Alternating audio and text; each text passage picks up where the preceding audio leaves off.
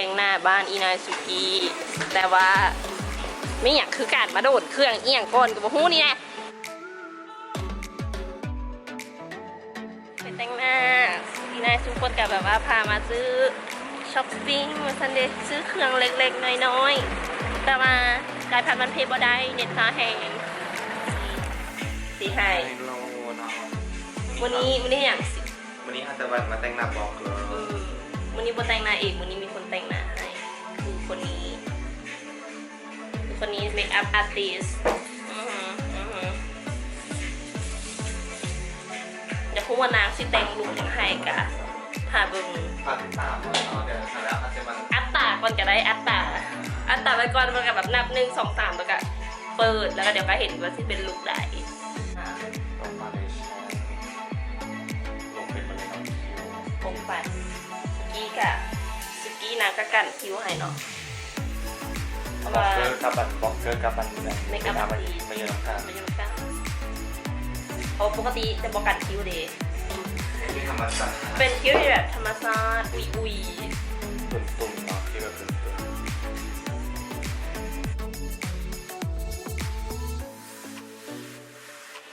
คิ้วอันนี้คิ้วถือกันแล้วปกติกันคิ้วเดย์จะเป็นแบบประมาณว่าลกแบบพอว่าให้มันยุ่งค่ะนะพอว่ามันลุงลังลายค่ะนะตอนนี้มาแบบสุกกันไทยแบบโปรเฟชชั่นอลหรือจะนี่ควรจะเป็นมิสกินยูเวิร์สเนาะหน้าร้อยปะหน้าร้อยปะหน้าร้อยนิดนึงร้อยกระทงสายบุญร้อยกระทงเอาทิชชู่มาห้องคอเสื้อพร้อมดูสิลงแป้งขัดเบาแกงเบาคอนทัวร์น้องละมอทิสคอนทัวร์แบบเบาไม่ต้องงงมากประกวดมาแล้ว18 เวทีได้ทุกเวทีเลยก็เลยกลายเป็น18 มงกุฎประกวดมาแล้ว18 เวทีได้ทุกเวทีเลยเอาห้องพื้นซะอย่างสิเอาไปทำบ่อเนาะเขาเก็บไว้เป็นความลับห้ องพื้นแบน1อยากรู้ต้องคอมเมนต์ต้องแชร์แล้วสิบอกไปบอกเราจะมารีวิวทุกอย่างต้องการตอนนี้ต้องการคนขับตัดใจเขาก่อนคนจะเป็นคนกระดิ่งกดทุกสิ่งทุกอย่างแล้วมันจุกออกมาดูสิบอกไปทุกสิ่งทุกอย่างเลยหันไปที่น้ำตอนนี้กำลังเรื่องอย่างอยู่ก็หันตาตาน้ากำลังต้องนะคะตาประทาให้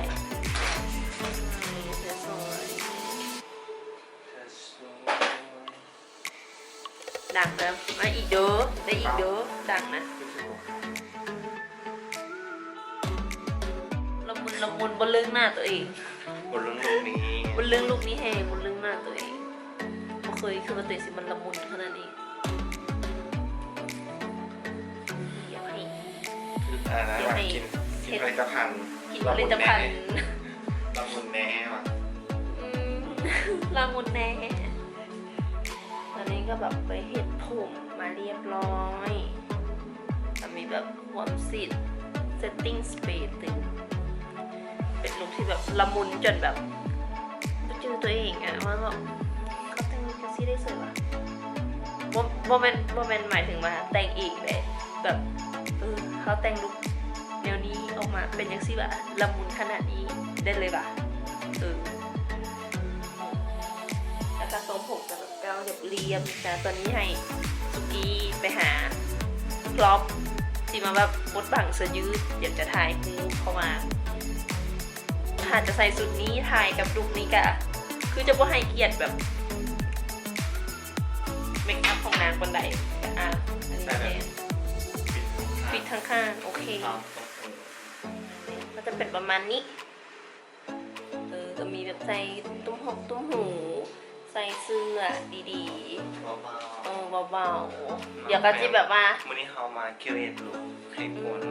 จะเตรียมตอนที่ตอนต่อไปว่าเขาจะมาแต่งเป็นลุคได้จะมีเซอร์ไพรส์แล้วเขาจะนางแบบเขาต้องขอแบบอย่างขอแบบขอยอดไลค์และลายยอดวิวและลายเราจะมาแต่งแบบปัวเขาจะมาเห็นแบบวิดีโอแบบตัดต่อเลิศตอนนี้ก็เป็นแบบแต่งหน้าเบาๆนี่แต่งหน้าไปใส่เป็นซอกกินปิ้งเอาปิ้งเก่นซื้อแต่งหน้า แบบนั้นแหละเนาะเขาไม่ได้เขาเป็นแบบไม่ได้เขาติดดีเขาติดพื้นเขาติดคอนกรีต ติดคอนกรีต เดี๋ยวจะออกไปนอกแล้วเปลี่ยนเครื่องก่ แล้ อ วน เขาจะมารีวิวว่าอันที่เขาใส่ในวันนี้นี่จะอยู่ในกันชั่วโมงเนาะว่าดีแท้หรือเป ไม่ ล่า อย่างเอามาดูเอาโซดู เขาจะมารีวิวเลฟลอนโฟโตเลดี้เนาะว่าดีแท้บอเนาะว ต้องแบบ ใส่แท้เนาะโฟโตเลดี้ ปิ้นฟ้ากันเดินดูปิ้นฟ้าพับใส่เบิ้งกระหูแล้ว นี่เขาบริไซน์ อ๋อไม่อย่างอื่น เขาโฟโตเลดี้ฮะเอาบอกตัวโฟนแล้วก็ลิฟต์ ที่อยู่ ที่เขาไป บนไหน ปล่อยมาครับ รีบก็หากับไปถอยมาอยู่ช็อปของเลฟลอนอุ้ย ก็เป็นอย่างฝนสั่งเปลี่ยนเลยครับเลย ออกมาจากห้องแต่งหน้าแล้ว มันกันที่เป็น ไป แค่บอลเนาะ ไปออกเลาะตะเวนซอกกินเห็ดนั้นเห็ดนี้ แล้วก็มาบอกว่าแบบเป็นจังไรเดียวสินะตอนนี้โมงเด้อนี่5:41เดี๋ยวถามเบิ่งมาแบบแป้งนางสียูได้ฮอตดนปานใดจนแบบว่ากลับบ้านเห็ดนั้นเห็ดนี่แล้วเดี๋ยวสิแบบเขาโซนี่แป้งนางเซลอยู่เด้เนาะเล่นเซลราคาที่แบบ สบายกระเป๋า สบายกระเป๋าจับต้องได้อีดองรวมแบบไปนั่งกินขนมอยู่คาเฟ่นะกินน้ำหนึ่งขนมหนึ่งนะยังแพงกว่าแป้ง แบบแล้ว คาดว่าแป้งมันดีสิเนาะในราคาที่แบบว่าขนมเค้กกับน้ำจอกหนึ่งอะยังแพงกว่ากับไปซื้อซาฝนต้องมาเซิร์นส่วนที่จังใดเห็นเองเวลาเขาต้องมาแต่งหน้าตลอดเวลาแล้วก็ว่าโอ้ยแบบคนถ้าออกไปแต่งหน้าที่คนตามันเวอร์คนที่บอก บอเวอร์พวกเจ้าลองคือเบิ่งมาค่ะสมมุติว่าหน้าเขาขี้ร้ายสิเนาะแล้วแบบคือสภาพของสมมุติหน้าขี้ร้ายแบบเอาไปนั่นไปนี่แล้วแบบไปเจอแฟนเก่าตัวอย่างมันพาผู้สาวใหม่มานำสู่และอีใหม่มันเต็มแล้วแบบพวกคนสิเห็นนะพวกลูกเพจทั้งหลายสินะแล้วบอกว่าได้แต่งหน้าแบบโคตรโซมสินะแบบเฮ้ย ไอ้แก มันจะต้องแนมแบบแต่หัวเขาติดแบบไม่อีห่านี่แบบดีแล้วแหละมันเลิกดำมึงเสียนะบอเขาต้องงามกว่าแล้วแบบเขาต้องแบบว่าเขาเห็นแล้วเขาอายตัวเองว่าแบบอุ้ยเขาคือขี้ร้ายแท้ถึงเขาจะแต่ง มัน กั จะ น มี ยา คอมเมนต์ว่าอุ้ยที่คนตาถูกมือเวอร์ที่บอกมันถ้าเราดูคิดว่าการที่คนตามันสะกดแต่งกันเต็มคิวเนาะ ตีคนป่าถูกมือเวอร์ มัน บ ก็ อ ต้องเสียเวลา ก็แล้วแต่คนเนาะเขาสมมติว่าสิไปแบบ มัน เขาจะสิไปฟิตเนสที่ไหนไปลอยน้ำนะโบติกระไดกับโบตีเนาะแต่คันสมมติเราแบบออกงานบอหรือแบบไปเจอสังคมคนตีน้อยหนึ่งก็ดีจะได้เบิ่งคือแบบว่าตาสดใสขึ้นตาแบบโลกคือเห็นแล้วก็แบบอุ้ยมีสีหักขนาดเข้าใจ แต่ บ ก็ อ คือจนไหนเวลาที่แบบคนเห็นแบบสาวๆหลายคนที่แบบเลือกทองพื้นกับแป้งวัชึกกับหน้า อยากงามไปแล้วแบบว่าจะไปสอนต้องเลือกของพื้นเองเป็นอย่างที่แบบว่าโอ้ my god แล้วก็บอกได้เป็นคนที่แบบว่าโปรเฟชชั่นอลเรื่องเครื่องสำอางขนาดนั้นแต่ว่าค่ะทริคในการเลือกเครื่องสำอางเนาะอย่าตัวเองถ้ามีก็คืออย่าตัวตัวเองผิวสีใดกับว่าสีนั้นอย่าตัวเองอาจจะแบบไม่มีการเทียบนิดนึงว่าเอาสีตรงกับคอก็ได้ ปัดไว้ก่อนเดี๋ยวอ่อนเองแล้ว แล้วก็แบบเบิ่งประเภททองพื้นที่ไส้เนาะว่าแบบมันเป็นประเภทแบบว่าออกซิไดไวโบลออกซิไดแล้วมันดรอปสันใดไปลองก่อนก็ได้หรือว่าแบบไปเบิ่งรีวิวก่อนสินะแล้วพยายามเลือกสีที่แบบเข้ากับหน้าเข้ากับคอ เลือกราคาเหมาะสม ไว้กับบริไว้ว่าสิ่งที่แพงเราต้องดีแต่ว่าเขาก็คือเลือกสิ่งที่มันเหมาะเข้ากับ ดี ตัว ที่ เขา สุดก็ตัวเขากับของเรา แม่ ถามมาซื้อเครื่องแพงบอกก็มีของถือก็มีคือกันของถือกะบ่ได้แบบว่าดีเสมอไปนะมันก็มีอันดีคือแต่ว่าเลือกให้ แต่ มัน ว่า เข้า แป้ กั ง บ กั ตั บ ว พ เอ อง เพื่อนก็ต้องซื้อสิ่งที่ดีให้มันติดทน ผิวซะเอา ต้องรักษาให้ดีบางคนว่าเฮ้ยใช่นี่เราใช่แล้วอันนี้เราสิวขึ้นนะบางทีก็แบบถ้าทำความสะอาดบอดีเงี้ย แป้งพลางโบกองหน้าพลางโบมือก่อนแต่งหน้าล้างโบสติพวกเจ้าแล้ววันนี้แต่งหน้าแล้วเนาะเวลากลับบ้านเขาก็ต้องล้างหน้าก็ต้องมีแบบรีมูเวอร์อย่างทำความสะอาดดีๆเพราะว่าคันเขาล้างบดีค่ะนะพวกเจ้าสิวทำหาแน่นอนต้องให้บดแต่งค่ะนะสิวก็ทำหาหน้าก็ต้องล้างนะจ๊ะหักหน้าดีๆนะจ๊ะ ปัดไว้ก่อนจะอ่อนเอง ปัดไปก่อนเดี๋ยวออนเองเขากำลังคิดเลยปัดไปก่อนเดี๋ยวออนเองโบแต่ว่าคันสมมติปัดไปก่อนเดี๋ยวออนเองนะ ปัดมาแล้วมันเป็นสไตล์มันก็งามมันก็ร้อนแต่ค่ะปัดมาแล้วมันบ่ร้อนจริง ไปแล้วรู้สึกไหนเหมือนมันเขามาแต่งหน้าให้ผลแบบเวลาที่แต่งหน้าเองกับผู้อื่นแต่งหน้าให้ ๆเป็นแบบบนหน้าเพราะปกติกับบัวได้แบบว่ามาให้คนอื่นแต่งหน้าให้สิเนาะแต่ว่าเอากันกับแบบเคยแต่งตอนอย่างน้อยเป็นดอกแล้วเขาก็แบบรู้สึกว่านี่อย่างมาสินะแล้วก็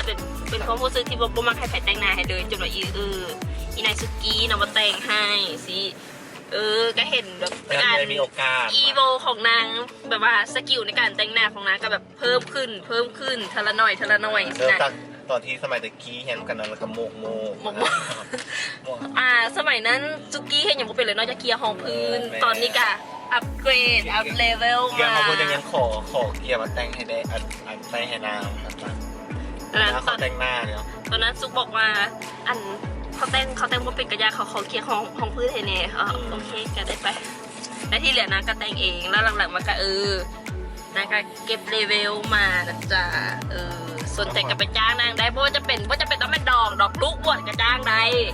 ไปตลาดนัดก็จ้างได้เป็นนัดผู้บ่าวกินข้าวก็จ้างได้เนาะแน่นอนนางจะใส่ของดีๆเนี่ยนางจะบ่ใส่ของโลเลให้ลูกค้าออนทานตับกำลังแบบฮอนๆเลยเพราะว่ามีแม่มาพิสูจน์มาพิสูจน์แป้งเขาก็บ่ต้องอยู่ห้องแอร์ก็บ่ได้เอิ้นมาพิสูจน์เนาะเดี๋ยวพูดว่านางสิแบบแมทได้โดนวันใดตอนนี้อุณหภูมิจักองศาเบาเทสเช็คเบิงเดี๋ยวนี้32 องศาเอาปิดมาให้กระชับบ้าง31 องศานะจ๊ะนี่กับหน้าเขานี่สิไหลโบกินต่ำอีกจืดลูกซีนยัวๆจ้ามาสุกี้2 คนวันนี้น่ะพิสูจน์แป้งพร้อมกับกลิ่นนี่ต่ำกันมาแล้วจ้า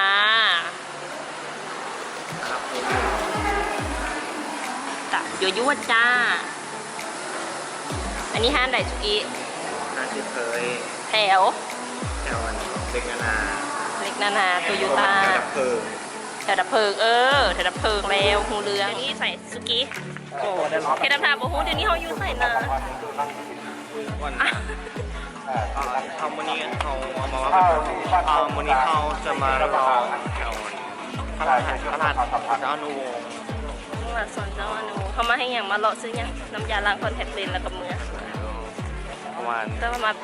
แบบเขาต้องมาถืออากาศต้องมาอีกอย่างที่แต่งหน้ามาส่วนเจ้าจังเลย เขามาลองแป้งเนาะมาลองแป้งมาเขาดีแป้งเขาแทนดีเทโบ อุ้ยแต่ดีแท้หรือจุกตา ยุ่งเห็นเขาเลยนะ ไปซ้อจนกระสิน สตาร์ทคนเดียวเลยตัวเองเนาะ ตัวเอง สตาร์ทคนเดียวตัวเอง ค่าน้ำมันรถก็ได้เอง เขาเป็นสปอนเซอร์น้องพ่อแม่ ขาดมาได้อีกเงินในกระเป๋าแต่ละมือ มาแล้ว ก็กลับมาบ้านแล้วเป็นเวลา8:43 นาทีกะสภาพผิวตอนนี้เนาะเบิ่งจากกล้องกะยังโอเคอยู่เฮาส่องกระจกเบิ่งกะ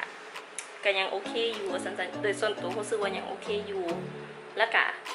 บนแก้มรู้สึกว่าค่อนข้างแมตต์ดีอาจจะแบบรู้สึกมันบนคางแล้วก็บริเวณที่โซนซึ่งก็เป็นปกติของผิวผสมบ่อย่างที่ฮอต